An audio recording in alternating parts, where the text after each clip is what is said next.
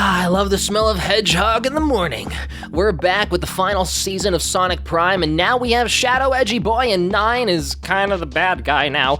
Big plot twists, big scary. Man, I love Sonic so much. 9 has the shards and completes the Paradox Prism and starts using it like an infinity gauntlet to make his own Crystal Castle.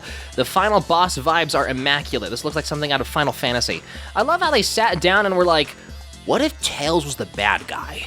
Well, Tails can't be the bad guy. Okay, what if it wasn't Tails, but basically it was Tails? And now we have Sonic Prime. So reality starts shattering, as it does. Sonic has to abandon the ghost of his friends and actually listen to Shadow for once, and then the ghost of Green Hill explodes. Look, a star's going out. For some reason, messing with space-time makes space-time collapse. Then 9 figures out that the missing piece of the prism is Sonic. A prism, or its energy, is inside him, just like how Kairi's heart was inside Sora. Subscribe if you're like me and you're a fan of Kingdom Hearts and Sonic at the same time. So it was always about power. No, that's not Exactly. I feel like Sonic should start listening to Shadow. At least take 9 down and then do the whole diplomacy, friendship, talkie-talkie thing. Sonic, for some reason, learned his friendship lesson too hard and now can't even see that 9 is a different person entirely.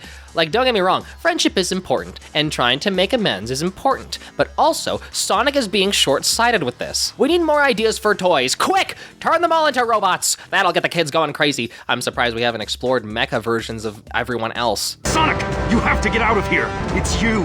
He's after your energy. Okay, yeah, but isn't the goal to fix everything? Even though 9 wants to rebuild the world in his image, they still need to fix the prism to stop everything from collapsing. Why would they think getting rid of Sonic is a good idea? So Shadow yeets him out of there, and Shadow gets punched into a bottomless ravine, so he's definitely dead. That's what falling down ravines mean in cartoons. We're slowly seeing the argument of whether or not it's better to work alone or in a team. And funny enough, 9 makes a decent argument about when and where working alone is actually beneficial. But Sonic knows that his friends are his power. I'm trying to save the world because I'm one of the idiots that lives in it. And now the eggheads are working together with Sonic. And also Sonic has prism energy that can save them. So it's still, selfish of them, so don't worry. Season 3 really likes to boast the action scenes. It's been non-stop action for several episodes. And now that we have multiple versions of all the iconic characters, except Shadow, of course, we have really big, complicated, choreographed battles where they really try to use all the different aspects of each character and how they would fight their own way from their own world. And it really creates this feeling of like a miniature war going on and as they slowly lead up to the final fight. Sonic just decides to give himself up in exchange for protecting all his new friends, which he has no real guarantee that 9 will keep good on that promise, but he goes anyway. He was just breaking through to 9 about being friends, but the Eggmen and use Sonic's shoes to track him and bring the forces to 9, so that doesn't help the whole, no, I swear we're friends, dude, argument. You betrayed me for the last time. And then we can laugh about this over a couple chili dogs. I hate chili dogs. That's it. Just wipe 9 off the face of the planet. Only real villains could hate chili dogs. He's beyond redemption. Bro, the good Tails is just sacrifice themselves. Jeez.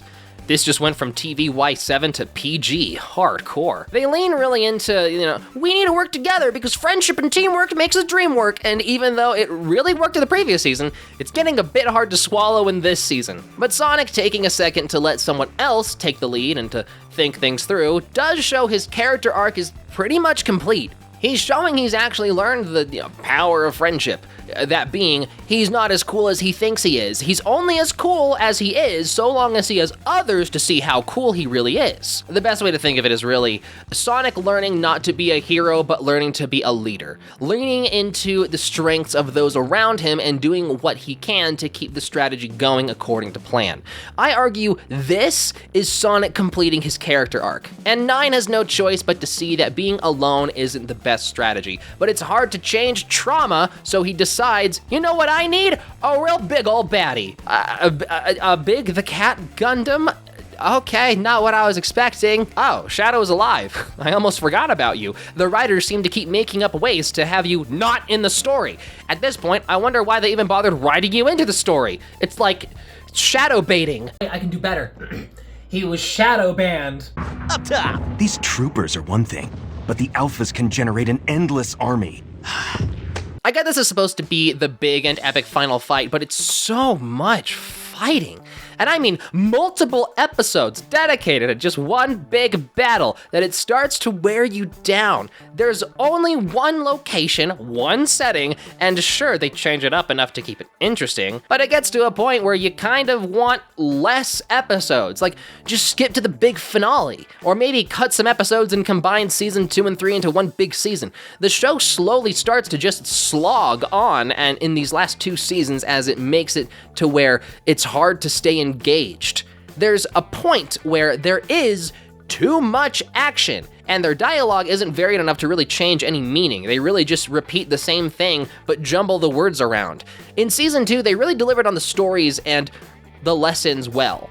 Now, they don't know where to go except to wrap it up, but they have a quota of episodes to meet. It's never gotten to the point of bad, per se, but it could obviously be better. Frankly, I'm shocked they managed to keep it as engaging as it is while slogging the story on. Oh, the good Tailses aren't dead.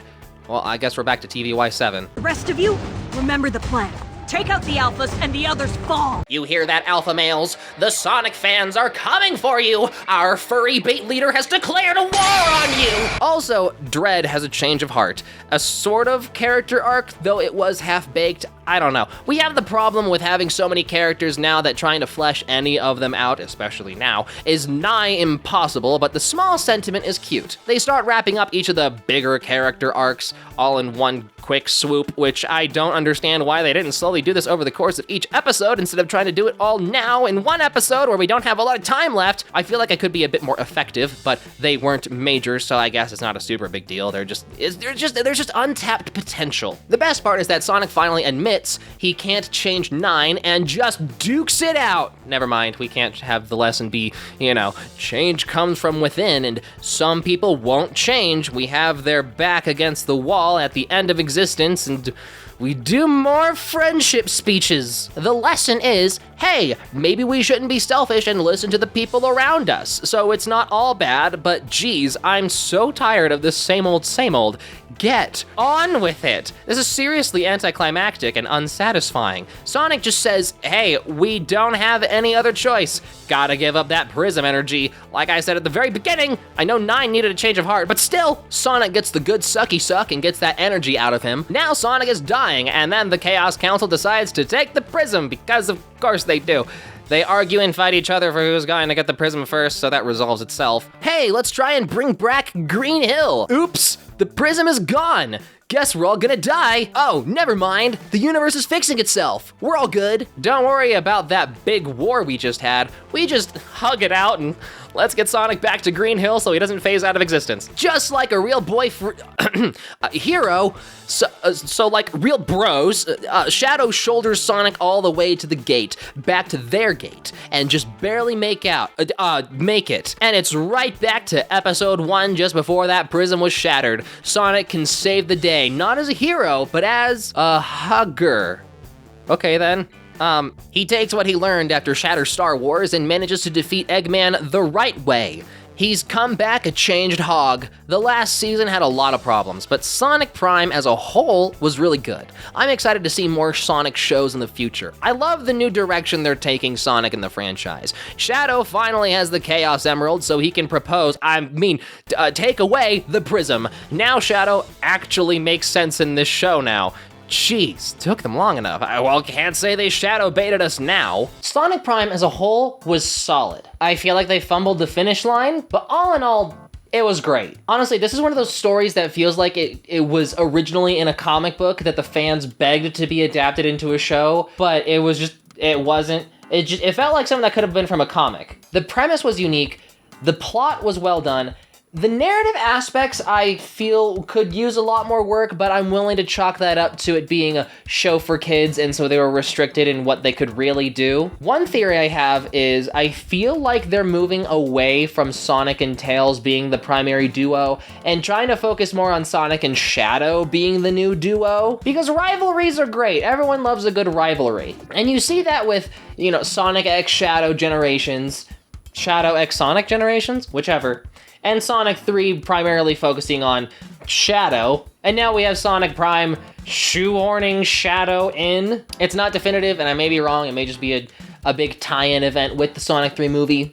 It's very likely, but it is a theory I'm willing to throw around. Tell me what you thought of the Sonic Prime finale, and subscribe if you want more Sonic and cartoon content. I hope you enjoyed this video, stay beautiful, and keep playing.